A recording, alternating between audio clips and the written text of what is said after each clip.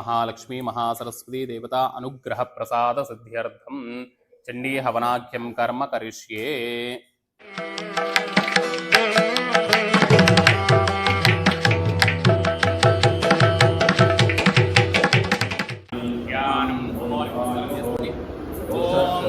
खड्गं चक्रकतेषु चापरिघ्नान् शूलं भुषुण्डीं शिरः शङ्खं संदधतीं करैस्त्रिणां सर्वाङ्गभूषावृताम् नीलाश्मद्युतिमास्य पाददशकां सेवे महाकालिकां यामस्तौ स्वपिते हरो कमलजो हन्तुं मधुं कैटभम्।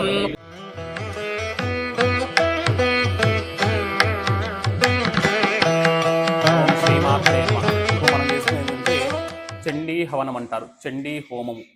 దీనిలో 700 మంత్రాలతో చండీ హవనం చేసుకుంటున్నాం.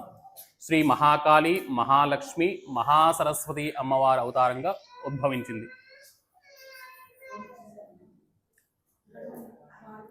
ఈ చండీ సప్తశతి అంటారు దీన్ని. 700 శ్లోకాలతో ఉంటుంది కాబట్టి చండీ సప్తశతి. సప్త అంటే 7, శతం అంటే 100.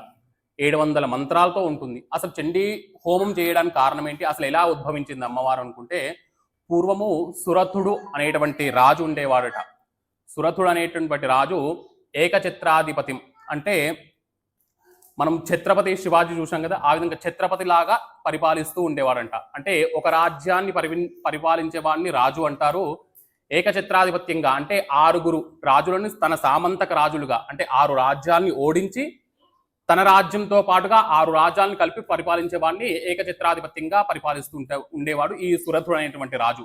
అంటే తన రాజ్యంలో ఉన్న వాళ్ళందరినీ కన్న బిడ్డల వలె చూస్తూ పరిపాలిస్తూ ఉండేవాడు.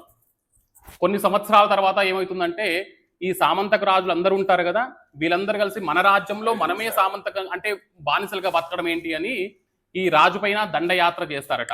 అప్పుడు ఈ రాజు అనుకుంటాడంట, సరే నా వాళ్ళే నా పైన దండయాత్ర చేశారు, ఇక నాకు రాజ్యంతో అవసరం లేదు అనేటువంటి ఉద్దేశంతో అడవిలోకి వెళ్ళిపోతూ ఉంటాడంట. అంటే ఆత్మహత్య చేసుకుందాం అనేటువంటి ఉద్దేశంతో వెళ్ళిపోతూ ఉంటాడు. మళ్ళీ ఆ రాజు కదా, అన్నీ తెలిసిన వాడు కాబట్టి ఆత్మహత్య చేసుకోవడం చాలా పాపం అని తెలిసి అడవిలోకి వెళ్తుంటే ఏదో ఒక క్రూర మృగం తినేస్తుంది అనేటువంటి దాంతో వెళ్తూ ఉంటాడంట. అదే రాజ్యంలో ఉన్నటువంటి సమాధి అనేటువంటి వైశ్యుడు కూడా ఆ రాజ్యంలో అనుకుంటూ చాలా ధనవంతులుగా ఉంటాడు. అంటే ఏ విధంగా అంటే లోభిత్ లాగా ధనాన్ని సంపాదిస్తూ ఉంటాడు. అంటే బంగారం వ్యాపారం చేస్తూ సంపాదిస్తూ ఉంటాడు. ఏ విధంగా అంటే పండుగ రోజులు కూడా పచ్చడి అన్నమే తినాలి అనేటువంటి ఉద్దేశంతో ఎంత సంపాదించినా తన కుటుంబానికి ఇవ్వకుండా సంపాదించేవాడు. ఆయన ఉద్దేశం ఏంటంటే, నేను సంపాదించేది మొత్తం నా పిల్లలకే కదా, తర్వాత వారి తరాలకే కదా వచ్చేది అనుకుంటా ఆ విధంగా సంపాదిస్తూ ఉండేవాడు. వీళ్ళు పిల్లలు ఏమనుకుంటున్నారంటే, ఇంత సంపాదించినా మాకేం లేదు కదా, బయట వాళ్ళందరూ చూస్తున్నప్పుడు అంతా పాత బట్టలు వేసుకోవడం, పచ్చడి అన్నమే తినడము, పిండి వంటలు లేకుండా ఉండడం, ఇవన్నీ జరుగుతూ ఉన్నాయి కదా అని ఉద్దేశంతో ఈయన వ్యాపారం కదా, బయటకు వెళ్ళినప్పుడు వీళ్ళందరూ అనుకుంటారంట, నాన్న బయటకు వెళ్ళిపోయాడు, మనం ఏదైనా ఒకటి చేసుకుని తిందామన్నటువంటి పిండి వంటలు చేసుకుని తింటూ ఆభరణాలు వేసుకుని ఉంటారట. అప్పుడు వచ్చినటువంటి తండ్రి చూస్తాడంట కిటికీలో నుండి. అప్పుడు పెద్దవాడు అనుకుంటాడంట, అరే తొందరగా తినండి, నాన్న వచ్చిందంటే ఇవి కూడా తిననీయడు, మనల్ని ఉన్నాయన్నా తీసుకుని వెళ్ళిపోతాడా అనేటువంటి మాటను మాట్లాడుతూ ఉంటారంట. ఈయనకు విసుగు చెందుతుందంట, నేను సంపాదించేది మొత్తం పిల్లల కోసమే కదా, ఈ సంపాదించేది పిల్లల కోసం సంపాదిస్తుంటే వీళ్ళందరూ నా గురించి అనుకుంటున్నారు, నాకు ఈ జీవితమే అవసరం లేదని ఈ సమాధి కూడా అనేటువంటి వైశ్యుడు కూడా అడవిలోకి వస్తూ ఉంటాడంట. అప్పుడు ఈ ఇద్దరు రాజు ఈ వైశ్యుడు కలుసుకుంటారంట. ఏంటి రాజా మీరు ఇట్లా వచ్చారంటే, ఈ రాజు వృత్తాంతం మొత్తం చెప్తాడు. నా రాజ్యంలో ఉన్నటువంటి రాజులే నన్ను తరిమి కొట్టేశారు, నన్ను వెలేశారు కాబట్టి నేను వచ్చేసాను అని రాజు చెప్పుకుంటాడు. ఈ వైశ్యుడు కూడా, నా ఇంట్లో వాళ్ళే నన్ను తరిమి కొట్టేశారు, నాకు అవసరం లేదు, జీవితమే అవసరం లేదు, ఈ అడవిలోకి వచ్చేసాను ఈ వీళ్ళిద్దరు అనుకుంటారంట. కొంచెం దూరం ప్రయాణం చేసిన తర్వాత అక్కడ ఒక మేధ అటువంటి ఋషి కనబడతాడంట ఆశ్రమం. ఆ మేధ అటువంటి ఋషి ఆశ్రమంలో సాధు జంతువులు, క్రూర మృగాలు, జింకలు ఇలాంటివన్నీ, కుందేలు, జింకలు ఇలా ఉంటాయి కదా, ఈ సింహాలు ఇవన్నీ కలిసిమెలిసి ఉంటాయంట. అయ్యో మన మనిషి జాతిలో ఇలా ఈ విధంగా ఉంది, ఈ క్రూర జంతువులు, సాధు జంతువులు అన్ని కలిసిమెలిసి ఇలా ఉన్నాయి అని ఆలోచన చేస్తూ ఆ మేధ అటువంటి ఋషి దగ్గరికి వెళ్తారట.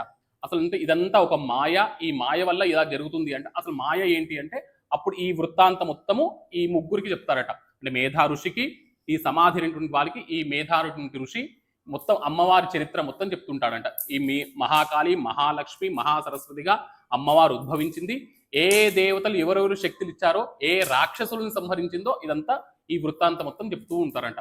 ముందు జరుగుతున్నటువంటి 16, 13 మనకు అధ్యాయాలు ఉంటాయి. ఒక్కొక్క అధ్యాయంలో అమ్మవారికి సంబంధించినటువంటి ఒక్కొక్క పూర్ణాహుతి ఇచ్చుకుంటూ మనం వెళ్తూ ఉంటాం. మాత్రే నమః, మహాకాళ్యే నమః అనుకుంటూ ఒక్కొక్కటి నేను చెప్తుంటాను. ఆ విధంగా అనుకుంటూ ఉండండి.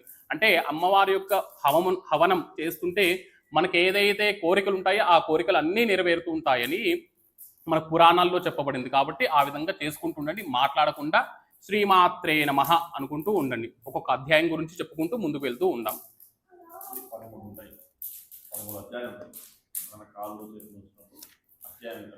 మీరు ముందు చెప్పండి, దాంతో చేసుకోవచ్చు అని మాట్లాడకుండా చేసుకుంటాం. ఎందుకంటే అమ్మవారు ఉగ్ర రూపంతో ఉంటూ రాక్షసు సంహరిస్తూ ఉంటుంది కదా, ఆ విధంగానే మనం కూడా అమ్మవారికి సహకరిస్తూ వేస్తూ ఉంటే అమ్మవారికి మనకు కావాల్సినవన్నీ ఇస్తూ ఉంటుంది.